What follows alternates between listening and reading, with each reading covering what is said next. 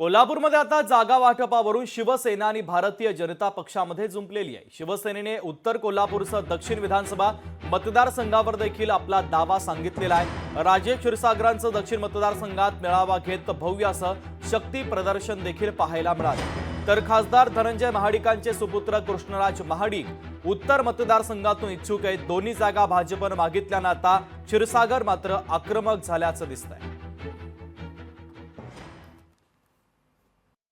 तत्कालीन शिवसेनेचे लोकसभेचे उमेदवार यांच्या विरोधात ज्या पद्धतीने टीका टिप्पणी केली गेली त्यामुळं उमेदवाराला डॅमेज करण्याचा जो प्रयत्न केला गेला हा होऊ नये, कारण आम्ही सर्व सोडून आपल्यासोबत आलेलो आहोत हे देखील त्यांनी पाहिलं पाहिजे।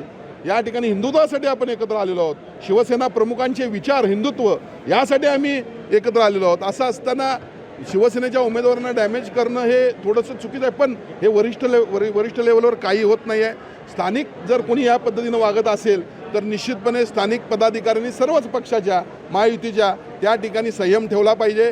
निवडणुका येत असतात, जात असतात, वरिष्ठ निर्णय घेत असतात, मात्र मला खात्री आहे की उत्तर तर शिवसेनेचा आमदार असणार, पण दक्षिणेचा देखील आमदार शिवसैनिक ठरवतील। लोकशाही मराठी ऐका, पहा, जागरूक रहा।